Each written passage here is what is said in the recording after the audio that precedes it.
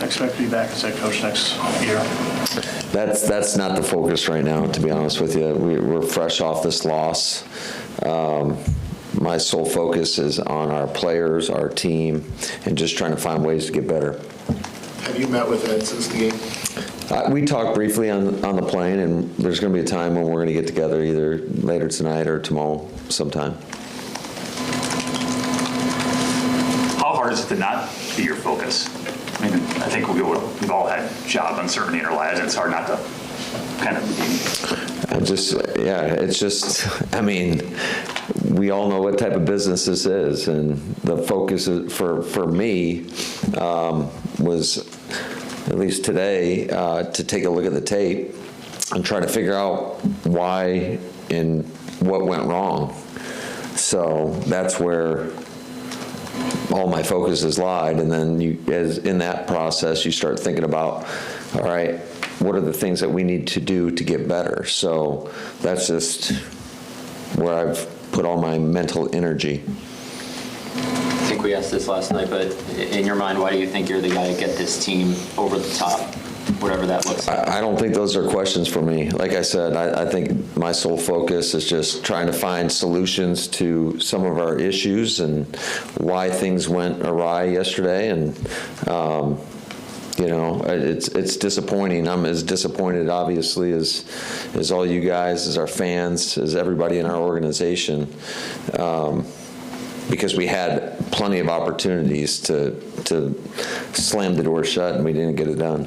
Matt, just to be clear, though, yes or no, do you want to still be the coach here for next year and going forward? Of course. I mean, this is one of one. I love this place. I love the people. As much as you guys drive me nuts sometimes, I love you guys. I love our players, the locker room, everybody in our organization. I mean, this is a unique place. The community has been outstanding. I grew up in the Midwest, and it's got the same type of vibe that I grew up in Mount Pleasant, Michigan. So, people are unless you're, I think, from here, you don't understand how friendly everybody is, and it's nice to, no matter who you are, you're walking down the street and people say hello to one another, and I've lived other places, so I think this is a unique place, and it's a special place. My kids love it here, my family loves it here.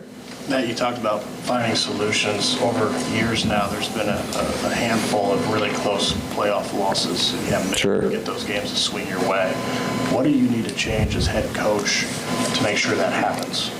Yeah, I think you're always trying to evaluate and making sure that you're putting your players in position to make plays, and ultimately it's going to come down to that. And these games are tight, the margins are small, and when you have those opportunities, you got to take advantage of them. And unfortunately for us, you always look and see when it gets tight.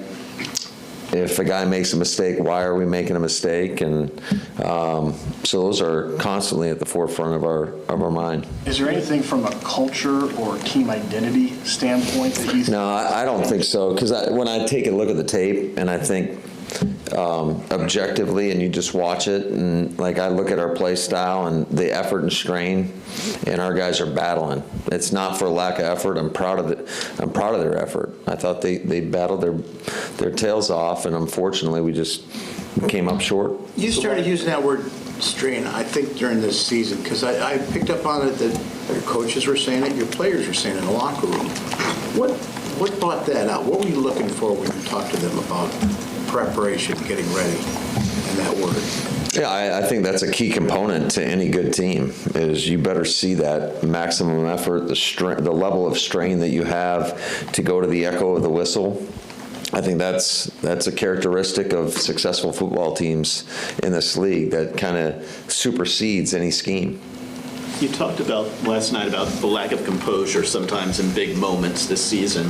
Why do you think that kept cropping up, and why weren't y'all able to kind of correct that over the course of the season with some of those blown leads?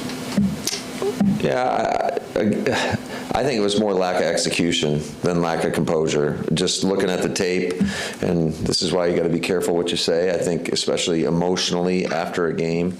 But when I look at it, it's just, don't get me wrong, it's execution, whether it's from the guys on the field or it's from a coaching decision in terms of, well, there were some play calls that you'd absolutely love to have back, just like there's some plays that some of our guys would absolutely love to have back. And that's football. And like I said, in the biggest of stages, you got to capitalize when you have those opportunities.